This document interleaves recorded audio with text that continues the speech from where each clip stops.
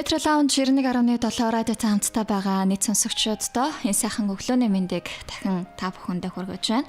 Тэгэхээр сонсогч та бүхэнтэйгээ 7 хоног бүрийн нэг өдөр онцлоод өөрсдийнхөө мөрөөдлийн талаар мөрөөдөлтөө бас автдаг ийм сайхан хөтөлбөр маань эхлэхэд бэлэн боллоо.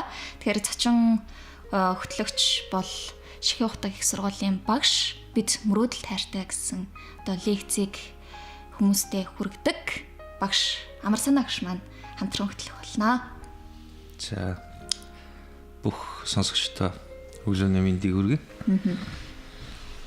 За өглөөний мэнд. Өглөөний мэнд. За өнөөдрийн ярих сэдэв бол мөрөөдөл ба хандлага гэсэн сэдвийн дор ярилцсан. Тэгэхээр хамгийн түрүүнд бид бүхэн угаасаа мөрөөдөл гэж зурлаар ярьж байгаа учраас хамгийн чухал нь хандлага гэж яг юу юм бэ? Хандлагаа эхлээд тодорхойлоод тэгээд мөрөөдөлтөд бас хүрэх нэг алхам юм болоо гэж бодсон учраас хандлагын талаар ярилцж байгаа юм шүү. За мөн сонсогчдод маань эфирийн утас болох 70 14 20 66 гэсэн дугаар утсан дээр та бүхэн холбогдоод одоо бид бүхэнтэй холбогдоод өөрсдийнхөө мөрөөдлийн талаар за мөн мөрөөдөлтөө хэрхэн хүрэх гэж одоо хичээж тэмцэж байсан мөрөөдөлтөө би хүрч байна уу хүрэх гэж зорж одоо явж байна уу гэдэг одоо сайхан дурсамжаа бид бүхэндээ бас хаалцах боломжтой шүү. Дахин хэлэхэд эфир утас 14 20 66 гэсэн утсаар холбогдоорой. За хандлага гэж яг чухам юу юм болоо? Хоёулаа бас хандлагын талаар ярилцъя тийм ээ. Хандлага хүнийг бүрдүүлж байгаа хоёр зүйл байгаа. Нэг нь бол гаднаас нараад биднийг хурууны ягаар одоо ялгах царайгаар дуулаа биеийн одоо ижилхэн гэж байна тийм өндөр наам өргөн бүдүүн гэдэг. Энэ зүйлээр хүнийг бол нэгдүгээр бусдаас ялгаж харж чаддаг. Мөн хүнийг бүрдүүлж байгаа дотоод зүйл буюу тухайн хүний хинбэ гэдгийг жинхэнэ бие гэдгийг гаргаж ирдэг зүйлийг бол хандлага байгаа. Тэгэхээр хүний дотоод биед нөлөөлдөг хүчин зүйлүүдийг бол зан чанар байдаг. За нөгөөх нь бол тухайн хүний сэтэл байдаг. Тэгээд хандлага, тэгээд мөрөөдөлд одоо зорилгоор төлөвлүүлээд. Тэгээд энэ дөрвөн зүйл бол хүнийг таны хэн байх вэ? Юуны төлөө явдаг вэ? Аливаа зүйлд ямар байдлаар нөлөөлж одоо шийдвэр гаргадаг вэ гэдэг зүйлийг бүрдүүлэх хүчин зүйлүүд бол энэ зүйлийн нэг. Тэгээд өнөөдрийн маань бид бүгдийн ярилцах зүйл маань бол хандлага гэж байгаа. Тэгээд хандлагын талаар хүмүүс ярихаар хандлага бол энгийн шүү дээ. Нөхцөл байдлаас хамаарч хандлага гарч ирдэг гэдэг. Гэтэл угтаа бол нөхцөл байдлаас хамаарах биш. Бид ямар хандлагатай байсээ хамаарч нөхцөл байдлыг ханддаг ийм зүйл байгаа. Тэгээ хүний маш том хөшөөрөг байдаг. Тэгээ саяхан нэг онгой сонслоо л да. Ямар онгой вэ гэсэн чинь нэг залуу тамхитдаг байсан залуу маань. Тэгээ юу гэсэн гэхээр сэтгүүл дээрээс ингээд тамхины хор уршигын талаар уншсан баг. Тэгээ ингээд маш одоо тэр муухай мэдээлэл уншаад тэгээ тэр залууд ямар дүүлт нөрсөн гэхээр жигссэн баг. Тэгээ жигснийхаа дараа ямар шийдвэр гаргасан гэсэн чинь би ахиж хизэж сэтгүүл уншихгүй гэсэн. Уг нь бол тамхи татахгүй гэдэг шийдвэр гаргуулах гэдэг нөгөө юм сэтгүүл уншихгүй гэсэн. Тэгээ бидний хандлага бол ийм байгаа. Тэгээд магадгүй тэр нэг мөрөөдөл гэдэг юм уу аливаа зүйл рүүгээ тэмүүлж байгаа хүмүүсийн хувьд бол тодорхой зорилго тавиад явж байгаа хүмүүсийн хувьд бол энэ хандлага бол нэг туслагч таны одоо хамгийн сайн туслагч байх болно. Тэг өглөөс ирээд өнөөдөр маш хүүтэн өглөө байна. Эдэр өсийн одоо 4-р гишүүн явж байгаа тийм. 9 гисэн ингээд хүмүүс бол яаж энэ хүүтэнд явна гэж бодож байгаа. Тэгээ юу гэхээр магадгүй 4-9 5 төсөөс дулаарна гэдэг мэдэж байгаа юм чинь. Одоо ингээд дулаарлаа да гэдэг. Тэгээ нөө хандлагаас хамаарат бидний өдөр тутам тохиолдож байгаа энэ стресс, бэрхшээл, эсвэл зорилгоос буцахын зүйлүүд дээр бол магадгүй тэр хандлага бол таныг туслаад аваа явдаг зүйл. Тэгээд сонсогчд маань бас бодох хэрэгтэй л дээ. Өглөө сэрээд хэнийг намайг сэрээгээч гэдэг юм уу? Эсвэл өнөөдөр хин над туслах болоо. Өнөөдөр хэнийг намайг ганцаар тулахгүй болоо гэд. Юу нэг бусдад илүү тусалцаа өсдөг. Энэ бол мэдээж хэрэг бол байна. Тэгвэл хамгийн сайн туслагч бол та өөртөө туслагч хийж чадна. Ягаад гэхээр та өөрийнхөө дотор юу болж байгааг мэдж байгаа учраас. Бусад хүмүүс бол таны дотор юу болж байгааг мэдэхгүй болохоор магадгүйгээр тусалцаа үзүүлэхэд бол хэцүү. Тэгэхээр хандлага бол энгийн нэг зүйл биш. Чухал зүйлсийн нэг хэсэг.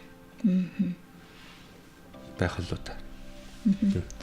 За хандлага гэхээр хүн болгон альва нэгэн зүйлд одоо хандах хандлага нь өөр байна тий. Жишээр одоо наснаас нь шалтгаалаад ч юм уу хандах хандлага нь бас өөр байна л да.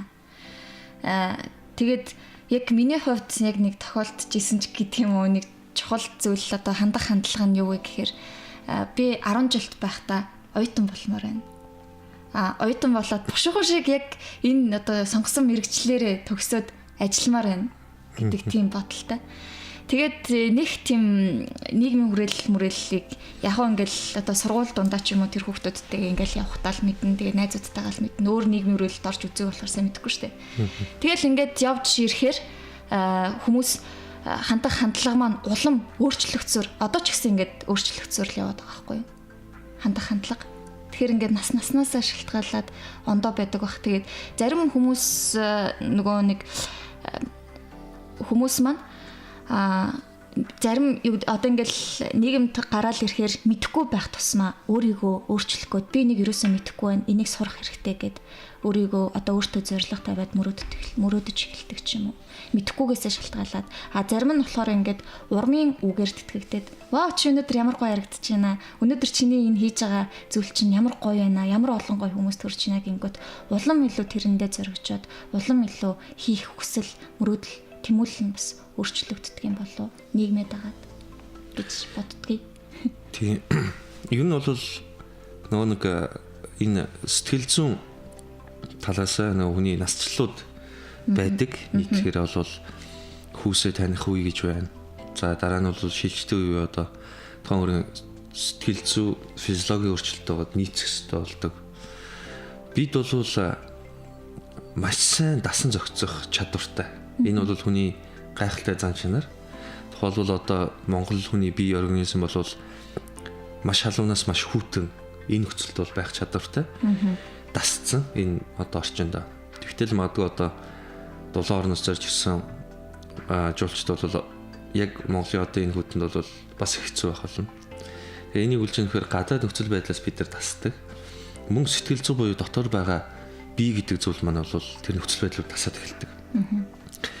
Тэр бид ягаад мөрөөдлийн талаар энэ цовруулын яриаг нэвтрүүлэг явж байгаа гэхээр магадгүй энэ дасан зохицоход бид сайн зүйл дасаад байна уу муу зүйл дасаад байна уу гэдгээ бас эргэж харахыг зориг болов нэг талаараа нөгөө талаараа юу гэхээр мэдээж хэрэг 7 настай хүүхдийг 70 настай хүний хандлага хоёрыг тавихад бол эрс өөр болж эхэлнэ. Хүн нас ахих тусам дуршлагжих мэдлэгтэй болох тусам тухайн хүний аливаа зүйлд хандах хандлагуудын дээр бол шүүлтүр тавьж эхэлж байна. Түрэнгүй ууртай хүмүүсийн гаргасан шийдвэрээсээ болоод буруутсан байгаа гэхэд магадгүй тэр хүн ямар хандлага сууж эхэлж байгаа гэхээр ер нь түргэн шийдвэр гарах бол буруу юм байна. Тэгэхээр хүлээцтэй байх хэрэгтэй гэдэг. За энэ шүүлтүр нэг талаараа бол өөрийгөө аюулаас аврах ийм зохиоллоо. Нөгөө талаараа юу гэхээр хүүхд бол нөө юм болгонлуул очиод танилцах гал шинийг мэдэх гэдэг. Гэтэл тэр яг зориод байгаа зүйл маань эргүүлээд нэг том асуудал гарч ирдэг нь тэр хүүхдийг эрсдэлд оруулах магадлал ихтэй байдаг. Харин насанд хүрсэн хүний хувьд одоо ажил туршлагатай хүний хувьд бол аливаа зүйлд одоо шин зүйлгсэн болгонлоо орох нь бол тийм сайн биш вэ гэдэг бол ойлгоч. Тэрийг бол насжилтын хуур бол байх нь бол ойлгомжтой. Гэхдээ энд бидний таны хандлага нөө сайн муу бэрхшээлийг хэрхэн давах вэ? Энд бол тусалцаа зүйлдэг. Ажил дээр гарч ирээд хүмүүсийн дийлэх яг л одоо бидний амьдралд байдаг нэг зүйл бол залуучууд маань хувьд бол за байртай болчвол хөрөнгөийг зорддог тийм ээ. Хандлагатай айлуу мөнгө л олохгүй бол энэ ажил бишээ гэж боддог. Тэгээд хитэн дөгрөг бай энэ мөнгийг их яах вэ гэдэг. Нэг тэр хүний өөрийнхөө хөдөлмөрийг үнэлэх нь зүйтэй. Нөгөө талаараа та магадгүй энэ зүйлийг хийснээрээ танд юу үлдэх вэ гэдэг бас бодох нь илүү чухал. Тэгэд энэ нас болгон дээр байгаа хандлагуудыг авч үзсний дараагаар түүнээс нөө шүүлтэргүй хэсэг буюу одоо яг өөрөөр үлдэж байгаа хэсэг бол тэр хүний өөрийнх нь хандлага болчихж байгаа. Тэр магадгүй энэ хандлагыг хэн төлөвшүүлэхээр гэр бүлийн орчин нэгдүгээр төлөвшүүлнэ, найз нөхдийн хүрээлэл төлөвшүүлнэ, өсөж буй орчин төлөвшүүлнэ. Тэгээ нийгмийн одоо юу гэдэг бид нар бол нөө давхраажилтгүй нийгмээр явж байгаа гэж бодож яг үнд бол амьдрал дээр баян ядуу гэдэг юм уу амьдрах орчноос хамаараа давхраажилтууд байдаг. Тэгэхээр энэ зүйл бол хүний хандлагад маш хүчтэй нөлөөлдөг хүрээлэн борчны зүйлсүүд. Тэгэд энэ олонний одоо алдартай гэж байгаа хүмүүс бол багаасаа одоо гэр бүлийн хүмүүжил дунд нь өөрийг нь бол өдөрдөх шитгийг бол ойлгуулж ирсэн. Тэгэхээр нөгөө хүүхэд маань юу гэхээр би өдөрдөгч юм бол энэ альва зүйлд өдөрчгийн байр сууриас ханддаг. Асуудал гарлаа гэхэд би энийг хэрхэн шийдэж болох вэ гэдэг талаас хардаг. Дарамтанд өссөн би бол хэн швшээ гэдэг мэдрэмжийг авч өссөн хүүхдийн хувьд юу гэдэг вэхээр асуудал гарахад одоо би яах вэ? Хин над туслах вэ гэж бодож эхэлдэг. Тэгэхээр энэ зүйлсээс хамаарат хүний өөрийн нөө ирээдүйд бий болох бүтээл, амжилт, ажлын байрууд хүртэл гарч эхэлж байгаа. Тэгээд маш багасаа хэрсүү одоо би бол яг энэ мэргэжлэр төгсөн эдэн жил ажиллана гэдэг ингээд бүр төлөвлөсөн хүмүүс байдаг. Тэгээд тэр хүмүүсийн хувьд бол бие авч явахаас бол бусдад харилцаа маань өөрөө хандлагыг бий болгож байгаа. Тэгээд мэргэжлийнхаа дагуу нөгөө кино үзэж эхэлдэг зарим хүүхдүүдийн хувьд. Тэгээд яаж юм бэ? Кинон дээр энэ мэргэжлийн хүмүүс яадаг юм бэ гэдгийг харж түүнийг дагаж эхэлж байгаа. За магадгүй одоо гэдгийг хөгжим тоглоод сонирхож байгаа залуучууд их байдаг. Тэд нар яаж нөхөр ямар нэгэн хөгжимчнийг хараад түүнийг даган дуурайж эхэлдэг. Тэгэхээр эндээс эхлээд тэр хүн шиг бие авч явах, тэр хүн шиг аль асуудалд хандах гэдэг юм уу. Энэ зүйлсээс болж иж тэр хүн өөрө хандлагаа төлөвшүүлж эхэлнэ. Хит их савлгаатай сэтгэл зүйн тогтворгүй байдал бол хүний хандлагыг бол өөрчлөөд идэг. Тэгэхээр энэ өөрчлөлт бол төдийлөн сайн биш. Мэдээж хэрэг бол өөрчлөлтүүд гарч эхлэх ойлгомжтой. Одоо 14-өөс 16 насны шилжилтийн ясны сурагчдын хувьд маань бол хандлага тогтоогүй. Одоо савлах, эс өөр шийдвэр гаргах. Ерөнхий улсын сургуулиуд төгсөөд анхнаасаа бодож исэн мэргэжлээсээ өөр мэргэжил сонгох. За төгсөөд мэргэжлэр ажиллана гэж хэлснээр төгсөнгүүтээ юу нь биш байна өөр чиглэлээр сурч гэдэг юм. Энэ тухайн нэг хандлагуудын савлж гэсэн. Гэхдээ энэ савлгал буруу биш. Яагаад буруу биш вэ гэдэг байгаа гэхээр энэ бол нэг сонголтод нөлөөлж байгаа хандлагын асуудал болохоос биш. Тухайн хүн өөрийгөө өөрчлөх хандлага гэсэн бол ойлгож болохгүй л дээ. Өсөд дэвчгэд бол хандлагыг өөрчлөх хэрэгтэй бол.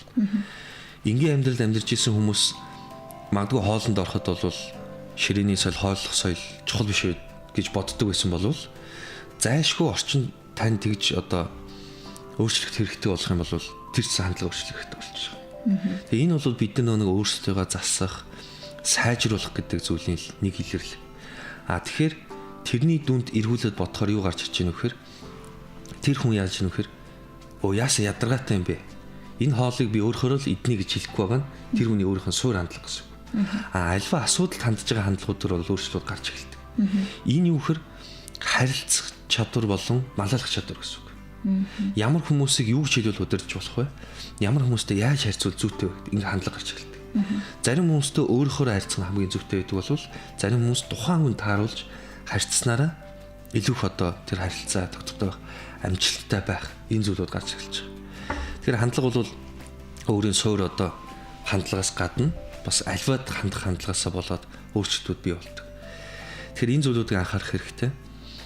Тэгээ магадгүй тэр захим хуудсан дээр явж исэн Титаникийг сүрхэд хүмүүсийн мэдээг үлдсэн банитуудаас гэдэг. Тэгээ тэн дээр юу гэсэн гээд харсан чинь сонирхсан чинь нэг баян бизнесмен байсан байгаа. Тэгээд живээд жаах явцдаа юу гэж хэлсэн гэхээр мөстэй тэр нэг хүүтэ усан даа шүү дээ. Тэгсэн нэг мөстэй усаа өдөр чи би их цангаж ийнэ гэсэн. Тэгээ тэр хүн бол нас орсон гэдэг юм лээ. Тэгээ юу хэлж ийм гэхээр эцсийн мөч түн үх гээд энэ бол хамгийн муу мэдээ хүмүүсийн айдаг зүйл үхэл гэдэг бол магадгүй зарим хүмүүс бол энэс хол байгаас гэж хүсдэг. Энтэй нүүр тулах үед хүн яаж ийм гэхээр нэг хандлага нь гарч эхэлж. Тэгэд хүнийг таныг гэх юм бол маш олон арга байдаг гэж хүмүүс ярьдаг. Хамт аял те. Магадгүй сайн дотн нөхрөлж үз, хамт ажил хийж үз гэдэг. Хүн эцсийн өөрийн хүсдэггүй зүйлүүд тулж ирэх үед тэр хүний хандлага бол гарч эхэлдэг. Энгийн үед бол хүн өөрийнхөө хандлагыг нууж чаддаг. Төргөн уртан бол автобусанд хүн шүргэлцэхэд уурн хөрсөн ч энийгээ өнгөрч чадна. Энэ бол тухайн соёл бий авч байгаа байдал. Гэтэл тэр хүнийг дисшгүй уурлуулах үед нь тэр хүн дисч чадж байна гэдэг бол энэ хүн бол үнэхээр дэвчээртэй гэдэг хандлагыг өөртөө бий болгочих гэдэг. Тэгэхээр бид яаж зөв хандлагыг бий болгох вэ гэдэг асуудал гарч ирж байгаа л та. Тэгэхээр зөв хандлагыг бий болгоход бид нар юу хэрэгтэй болж байгаа гэхээр энийг бид нар дадлагаар бий дадал болгох хэрэгтэй. Өглөө ер нь бол бид нар өглөөс ирэхэд хэцүү байна гэхээр 7 хоногийн 5 өдөрт яг тогтмол цагт сэрээд ах юм бол нөгөө тэр цагт хүний бие сэрдэг болж эхэлж байгаа. Тэгэхэд бид маргааш ажилгүй юм чинь жоохон унтчихъя. За маргааш их хэрэг ажилдаа шүгээд ингээд савлахаар нөгөө хүн маань тогтмол цагтаа сэрж чадгаа болж байгаа. Тэгээд амралтын өдөр яг тэр цагтаа сэрж эхэлнэ. Тэгэхээр заримдаа тэр хүмүүс дургу. Яг амралтын өдөр болохоор сэрчин, ажлын өдөр сэрж өгөхгүй. Яадаг нойроо гэдэг. Энэ болохоор бидний амьдралын хэм маяг бол дадал. Тэгэд энэ дадлыг бий болохоор бидний хандлага төлөвшөж, тогтож, тэжээгдэж эхэлж байгаа. Сайн хандлагатай хүн байгаад суурсан ч гэсэн тэр эвдэгддэг. Аюултай. За тэр нь юунаас болж эвдэгдэг вэ? Одоо тухайлбал их төвчээртэй хүн байсан.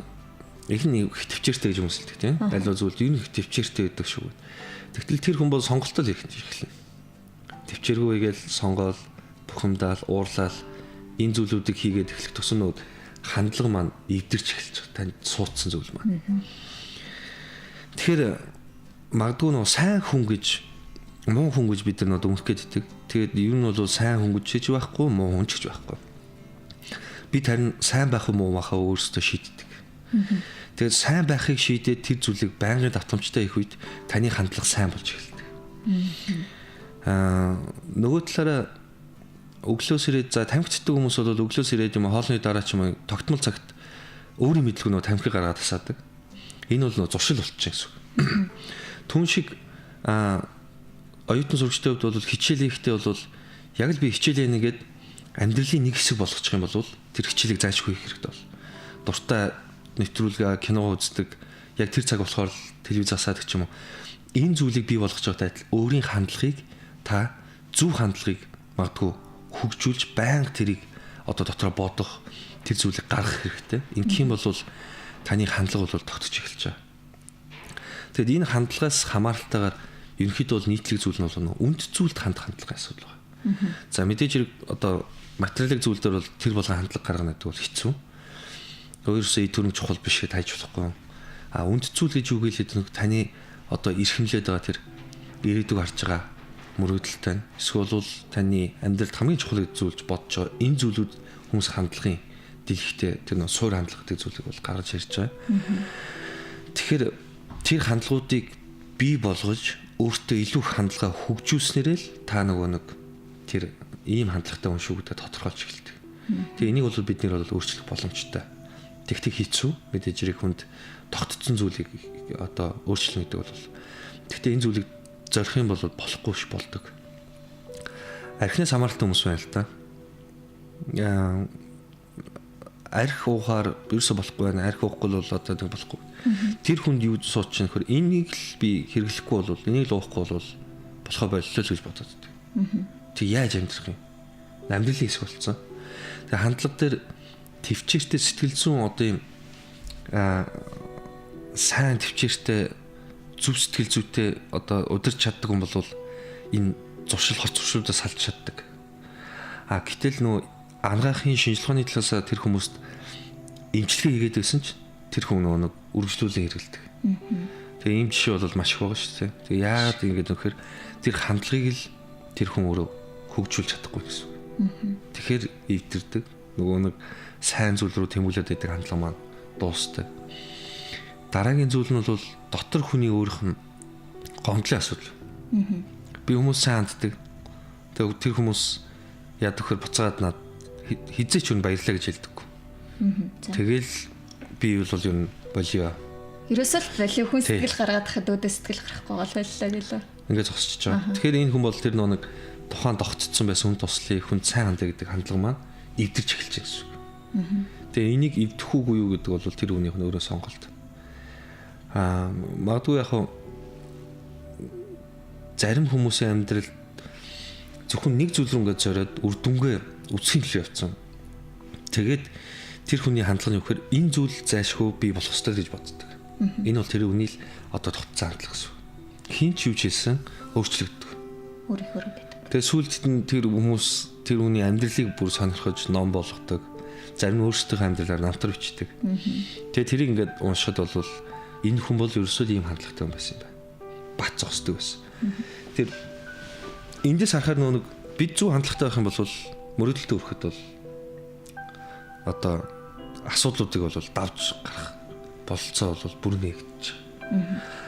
Нөгөө талаар бол өдөр тутмын тэр гадаад хүчин зүйлээс хамааралтай ирж байгаа зүйлүүдээр бол бид хандлагаас хамаарат бид эрүүл байх уу эсвэл их хурдан хөшрөх үү гэдгийг шийдэж. Тэндний юу лээ тэр стресс. Урдуур мишээ орчлоодоо гэж бодоод ерөөсөө араас нь чигнаалтаа тэгэх гээд тий. Тэгтэл тэр хүнд ямар их асуудал байгаад магадгүй яарж явж байхад би тусалч ба гэж яах бодож болохгүй гэж. Энэ бол хүний хандлага. Өглөөсөө дутаатай байна, хүүтэн байна. Тэгээ энийг бодоод өнөөдөржингөө даах юм байна, өнөөдөржингөө ханиалах юм байна. Энэ бас хандлага. Тэгээд магадгүйгээр ангаахын салбарч тэр ер нь альва салбарт шинжлэх ухааны талаас батлагдаагүй. Гэхдээ хүмүүс тодорхой хэмжээнд үлэмжшөөрөд байгаа зүйл бол тэр хүний дотор юу байснараа тэр хүн өөрийгөө эрүүл байлгах, амжилттай байх боломжтой байна гэдгийг бол олон хүмүүсийн амьдрал харуулад байгаа. Идэвхтэй өвчин туссан чи итгэцэн тохиол байгаа. Энэ хүн яаж амьдраарна гэхэд амьдрцсан түүх байна. Тэгээ энэ бол магадгүй дотор өөрийгөө хөгжүүлэх нэг нөлөөлж байгаа өвчин зүйлийн хандлагыг та магадгүй зөв хандлагыг өөртөө дадлаг өдөр тутам бий болгоод байвал энэ зүйл танд тогтож эхэлдэг. Тэгээ энэ зүйлийг л хөгжүүлэх юм бол магадгүй бид нөө зөв хандлагатай хүмүүс. Хандлага дээрээ сурлаад магадгүй ирээдүйдээ зөв төлөлтийг гаргадаг. Ирээдүйн өмнө зүгээр харж чаддаг. Бэрхшээл асуудлуудыг давж чаддаг. Ийм л зүйл бий болгож болно. Нөгөө яг зөв зүйлийг бодоод явхад нөгөө тэр зөв зүйл нь буцаад өөрт нь зөв энерги болж ирээд тэгээд одоо амьдрал нь улам дээшлээд явдаг. Одоо муу зүйлийг бодоол за би ч угаасаа энийг хийж чадахгүй юм чи угаасаа чадахгүй гэсээр гал чадахгүй дуустдаг хүмүүс зөндөө байна. Чадахгүй ч гэсэн чадна гэж бодоод зориод хийгээд тэрийг ингээд талхам өргөжлүүлээд явдаг бас иймэрхүү хүмүүс бол зөндөө байна. Тэгэхээр бол хандлага гэдэг бол маш чухал болж таарч байна тий мөрөөдөлтөд хүрэхэд. За тэгээд эхлээд за бид нар ингээд өөрсдийнхөө хандлагыг тодорхойлоод ингээд гаргачлаа. Тэгэхээр энэ хандлага өөртөө хамгийн одоо гол байлгах хүчин зүйл нь өөртөө эзэн байх явдал хамгийн чухал болж ирж байгаа байхгүй тий. Хинэгний зөвлөгөөг авдаг байх уу? Гэхдээ би та өөрөө энэ биетэйгээ энэ дотор байгаа хүнтэйгээ хамт явахаас хойш энд ямар байх вэ гэдгээр одоо шийдэж эхэлж байна л гэсэн үг.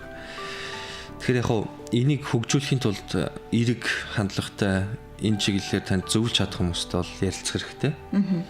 Түүнээс биш таалцсан болгонтойгоо өөрийнхөө мөрөөдлийн талаар ярих юм бол таныг татаж унах хүмүүс олон таарна та. Чадахгүй штэ. Наад чинь чудлаад ах нэг чинь насаараа л ингэж бодлоо тийм байдгүй штэ гэх. Тэгээ яг тийм бодсон хэлээ яг юу хийсэн бэ гэдээ асуувал бас их олон өөр хариулт гарч ирнэ. Нөгөө талаараа бол бусад амжилтанд хүрсэн хүмүүстэй талаар ном унших хэрэгтэй. Тэгээ тэр үед болохоор яаж нөхөр харьцуулаад би ер нь яаж гинэ гэдгээ бодож эхэлж байгаа. Нөгөө талаар болохоор тэр хүмүүсийн амьдралаас ямар бэрхшээлэг ямар мундаг давнд болсон бэ гэдээ урам зориг авдаг. Тэр өөрийгөө урамшуулах тэр зүйлсүүдийг өдөрт нэг удаа хийх хэрэгтэй. Магадгүй энэ нэвтрүүлгийг сонсоод та өнөөдөр бол би нэрээ ямар хандлагатай байлаа би өнөөдөр өсөглээд зөв хандлагатай болж эхлэе. Ингэх юм бол нэг одоо таныг тэр хандлагыг тэжээж байгаа зүйл магадгүй өдөрт ном уншиж амжихгүй байгаа тохиол та утаснасаа ч юм уу одоо тэр онч мэрэгэн үгс энэ зүйлсээс нэг хэсэг үгийг уншаад тэрийг өөр амьдралд наагаад тэгээд мэдээд сурсан зүйлийг амьдралд хэрэгжүүлж эхлэх нь өөрөө зөв хандлага. Түүнээс биш мэддэг хэрнийг хэрэгжүүлэхгүй бол тэр бол авдартай алтал гэсэн үг. Хин ч хэрэглэхгүй. Тэгэхээр бид тэр магадгүй тэр эрдэнэс тэр сайн зүйлийг олж авчаад хэрэгжүүлэх нь хамгийн чухал болчиход байна. Тэгээ сүүлийн үед нөө солонгос кино бол тэр тэргүүл телевизээр гарч байгаа. Тэгээ бид нар бол үзэхээс өөр аргагүй болж эхэлж байгаа. Тийм ээ. За энэ одоо өөр үзэхгүй гэхээр ч өөр боломжгүй болчиход тийм. Тэгээд сүүлийн үед хятад кино их гарч байна тийм ээ. Тийм тэгээд Аз кинод маань бас баярлах хэрэгтэй шүү дээ бас. Холливуд гэж ганц баригдахгүйгээр бас Азууд маань мундаг кино хийж нэ гэдэг. Тэр бол бас дургуутсаад юм болгоныг бас үүсгэж болохгүй. Тэгээд ингээд харангуут магадгүй ингээд нэг хөөрхөн болчихсон. Энэ бол хандлагаас хамааралтай биш юм байна гэдэг хүмүүс тэгдэг тийм. Гоо сайхны хаалганд орохгүй л хийж энэ өнгөнүүд одоо бүлтгэр болохгүй. Гэж эхэлж байгаа. Тэгээд яг үндэ бол магадгүй тэр хандлага гэдэг чинь бол энэ зүйлийг өөрч болох юм болохгүй юм гээд бид нэг гадна зүйл дотор зүйл гэж байгаа. Сайн хандлагатай байгаа хүн магадгүй тэр зөв хандлагатай хүн хин нэгнийг дотор тэр нөө гоо сайхан гэдэг зүйлийг авч яваа. Гэтэл дийлэх өсвөр насны дээр хэрэг нөө хөөхөн болжвол гэдэг юм. Тэгээ энийг яагаад би ярьж байгаа гэхээр Мөсийн хоёр автобусны буудалтай таарсан хоёр охин байна л. Тэгээ нэг нь юу гэсэн хэрэг би ийм амар мохоо палбур хэлтэй гэж. Тэгээ би сонсчод гайхаад хөл рүү нь харж байгаа юм л та. Уг нь харахгүй гэж утсан. Угсаа харж болохгүй хүн ер нь те их муу юм хэлэхээр л хараад байвал муухай ч гэдэг юм. Тэгтээ харж байгаа сонирхолтой. Тэгээ зүг зүгээр л гутал өмссөн баа. Дийлгүүр зард. Тэгээ дийлгүүрт бол ямар гутал зардаг вэхээр стандартны буюу хэвийн хүн болгоны хөл таарах боломжтой гутлыг зарч. Тэр үнэхээр палбар байсан бол тэр нэг захиалгаар хэлэх хэрэгтэй болно шүү дээ. Таарахгүй шүү дээ. Тэгэхээр уг нь зүгээр л хөлтэй байна да гэж бодсон. Тэгээ зарим нэгэн хөлгөн хүмүүс бол хөлтэй болыг бүр бодож явах тэр юм бол би бол энэ палбарыг голж байгаа өөрөө. Тэгээ нөгөө найз нь юу гэж асууж байгаа гэсэн чинь яана одоо тэгээ чи энэ палбарулт болохоор яах вэ? Тэгээ би бас ахаа бодлоо. Гэхдээ палбар хөлж яах ч биш үү? Усан зэлүүлэх сайн сэлж гин гэн. Хүчтэй салхин доктортой байна гин. Ер нь л их сайн юм шиг байна. Суур сайтай. Тэгээ ийм хөлд болохоор хүүд наваа тоохгүй нэ гэж. Тэгээ энэ бол тэр хүүхдийн хандлага ба. Тэгээ юу гэхээр хүн хүний хөлийг давхаагаар танилцдаг. Хүн хүний царайг харж байна. Ер нь хим ямар хүн бэ гэдгийг хардаг. Ингэсний дараа танилцдаг. Тэгэхээр тэр магадгүй өөрөө нэг хандлага тэр охины хувьд би ингээд ийм хөлтэй, би ийм царайтай, би ийм гэдээ бодох тусам нөгөө нэг хандлагаас хамаалтаар магадгүй хүн намайг тоохгүй гэдэг хандлага бий болчдөг. Өөрийнхөө үнэлэмж нь унчиж байгаа. Тэгэхээр ингээ үнэлэмж унчгаар яаж магадгүй тэр нэг танилцах хэрэгтэй хүнтэй танилцах вэ гэдэг асуудал. Тэр нэг юм сургамжт өгүүлэг гэдэг зарим нь уншижсэн баг сонсогчдоо. Тэрэн дээр өгдөхөр нэг залуу нөө бурхнаас сайхан хань үзэсгэлэнтэй тийм гэргийтэй болох тэгээд сайхан ажилтай болох баяжих гэдэг юм үүдэг. Хүмүүлгний боддог зүйлийг зэлбэрсэн тэгсэн нэг эмхтэй усан живж явах нөгөө залууд аварсан юм байл та. Тэгээд гаргаад ирсэн үнэхээр үзэсгэлэнтэй эмхтэй байсан. Тэгээд дотор юу гэж бодсон гэхээр за ийм үзэсгэлэнтэй эмхтэй намайг тоохгүй хаа гэж бодсон. Тэгээд тэр залуу хэвийн лин амьдралаар нас сурдаг. Тэгээд яваач дэвцсэн байгаа. Тэгээд бурхнаас асуудаг. Гомдоод та би танаас ингээд зөндөөл гуйсан тэгээд ерөөсөн миний амьдрал хэзээ тийм тохиолдоогүй. Тэгээд бурхан үсгээр чи нэг усан живжсэн эмхтэйг аварсан санаж байна. Тэгээд чи тэрнтэй танилцах хэрэгтэйсэн байхгүй юу? Тэр чинь юу гэхээр аав нь бол тийм хотын зэрэгч мундаг хөнгөтэй хүн. Тэгээд чи тэрний нөхөр болох хэрэгтэйсэн. Тэгээд чиний хүссэн ажлын байр хөнгө чи тэнд байсан байхгүй юу? Чи өөрөө сонгоогүй гэж. Тэгээд бид яаж нөхөр зөв хандлагатай байх юм бол нөгөө боломжуудыг алддаггүй. Буруу хандлага буюу одоо өөрөө голох би чадахгүй даа гэсэн бодлууд биднийг нөгөө өгөгдсөн тэр боломжуудыг алдаад байгаа. Тэгэхээр хүн өөрийгөө хийж голж болохгүй. Яг тэгэхээр босод хүмүүс биднийг голдог учраас. Та өөрийгөө голчвол энэ дэлхий дээр тэгээ таныг хин гэх юм бэ? Голохгүй үлдэх хүн байхгүй болчих. За дагаал зогсчих. Тэгэхээр магадгүй өөрийгөө бол голохгүй байх гэдэг бол бас нэг том хандлага асуудал байна. Тэгээ нөгөө талаар бол биднэрт байгаа энэ нөө бие бол бидний боломж маш том. Тэгээ хүн боломжоо сүйтгэх үү аврах уу гэдэг чинь бас нэг хандлага. Тэгэхээр бид нөө эрүүл мэнд гэдэг юм одоо зайлшгүй ярих хэрэгтэй тий. Тэгэхээр эрүүл мэндэд хандах хандлага ийм тариа үнэтэй эмнэлэг твитгэс илүүтэйгээр өдөр тутамдаа эрүүл мэндээ хэрхэн хамгаалах вэ гэдэг зүйлийг л бодож байгаа. Өглөө орноос ирэхдээ яаж уснаа биш босоод би юуийнэ гэдэг талаар бодож эхлэх юм бол босоод ир. Асуудал ирэхэд энэ асуудлаас яаж зогтох вэ биш асуудлыг шийдэх вэ гэж бодох бодол. Хэрвээ зугтаа гэх юм бол нөгөө асуудал чинь байж л шүү дээ. Устдахгүйгээр. Шийдье гэж шийдэгчих юм бол тэр асуудал байхгүй болт. Тэгэхээр бидний хандлага бол нөгөө амьдралын өдөр тутмын хэмнэлээс гадна бүхэл бүтэн өөрийнхөө амьдралыг сонгох тэр олон боломжуудыг нээдэг ийм зүйл ба. Тэгэхээр магадгүй сонсогчд маань бодож байгаа тийм хандлагыг тэгвэл хөгжүүлэх хэрэгтэй яах вэ? Ер нь бол зөв юм байна. Тэгэхээр энэ зүйл маань бол нэг өдөр бодоод орхидог зүйл биш. Байнга ерөнхийдөө бол өөрөө хийж явах хэрэгтэй. Яагаад тэгэхээр бид нэг мэтгэд их холдчихдаг өөрийнхөө бодсон бодол, зорилго, тэмүүллээсээ. Тэгэхээр химэл дадлаа зүг болгоорой. Өдөр болгон хоол идж байгаатай адилхан өөрийнхөө дотрыг хөгжүүлэх, өөрийнхөө тэр дотор хүнийг хөгжүүлэх энэ зүйлсийг хийх хэрэгтэй. За. Одоо өөрийнхөө хандлагыг тодорхойлоод өөртөө эзэн байх, өөрийгөө голохгүй байхаар болчлоо. За тэгсэн чинь тэр донд зөндөө олон бэрхшээлүүд түрүүн өөрөө та бэрхшээл гэж ярьжсэн тийм. Тэгэхээр маш олон бэрхшээлүүд ингээд араасаа гараад ирлээ. Хандлага яг ингээд дотох зүйл бол байна. Гэхдээ нэг бид нар ч нэг юм програмчсан робот биш учраас уналтууд үе ирнэ. Тэгээд тэр тийм энэ уналтууд тэргүй ирдэг учраас бид яаж нэг хэсэг хугацаанд магадгүй зүгээр яхаа хүнд нэг юм завсарлах юм уу зүйл гарч ирдэг юм шиг байна. Тэгэхгүй нөгөө 24 цаг хүн ажиллаад байвал хэд хоног ажиллаж чадах вэ? Тэгээд мэдээж хэрэг батарей дуусна. Тэнтэй адилхан угаал байнгын тэмүүлэлтэй байнгын мундаг байна гэдэг үл хэцүү. Мэдээж хэрэг бол хүнд үеү тохиолно хүний өөрөө шийдвэрлэх гэж хэцүү зүйлүүд гарч эхэлнэ.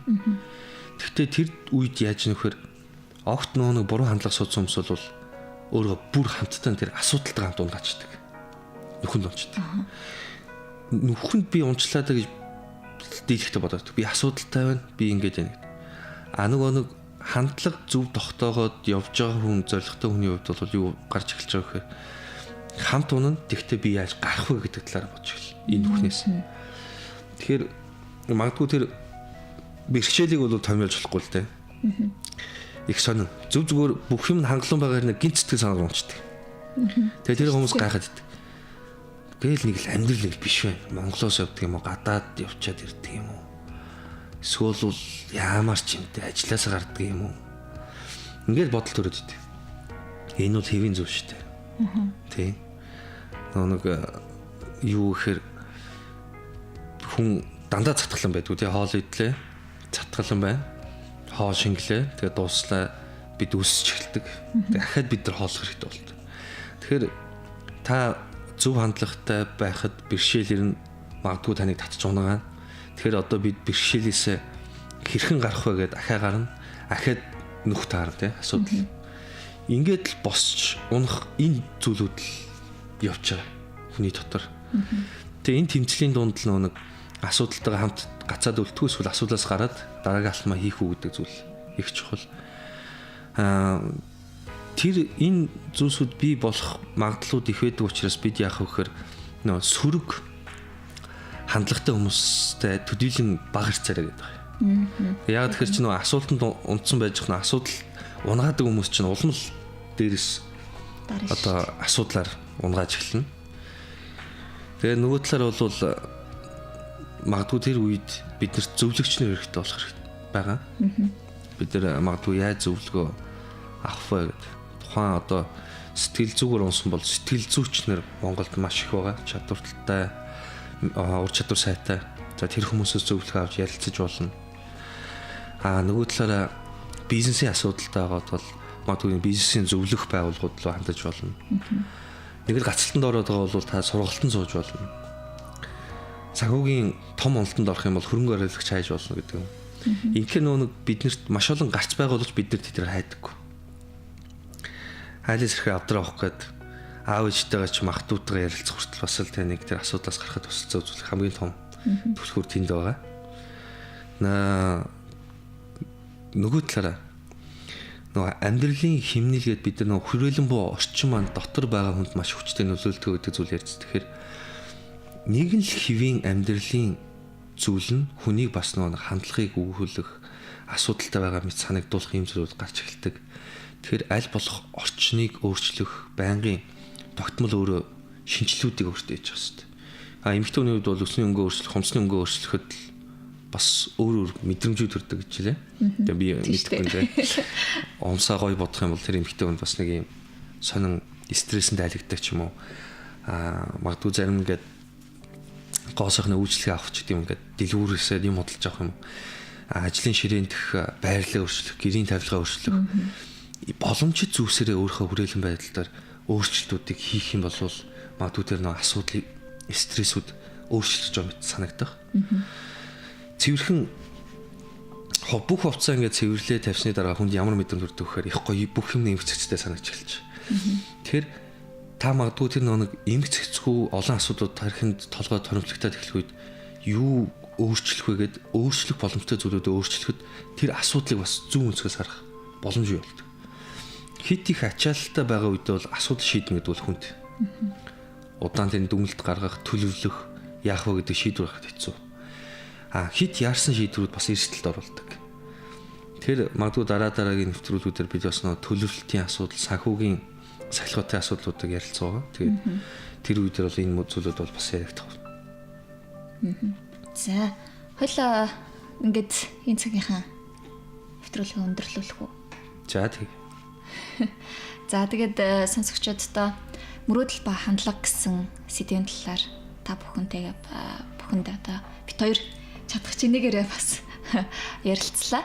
Тэгээд хамгийн гол нь та бүхэн өөрсдөндөө зөв энерги, зөв хандлагыг бий болгоорой. Энэ хорвоо дэлхий дээр бол одоо сайн, муу, зовлон жаргал ээлжлэн хосолдог энэ хорвоо дээр бол та бүхэн илүүтэй тэр сайн гэсэн зүйлийг нь илүү өөртөө бий болгож, илүү татал зуршил болгож яваарай. Сайн хандлагатай байснаар та мөрөөдөлд өгөх хамгийн чухал алхмуудын нэгийг хийх болно. Энэ хандлагаа та зөв чиглэл рүү явуулаарай гэдгийг хэлмээр байна. За ингээд Metro Lounge 91.7 радиод хамтдаа байсан нийт сонсогчдод маш их баярлалаа.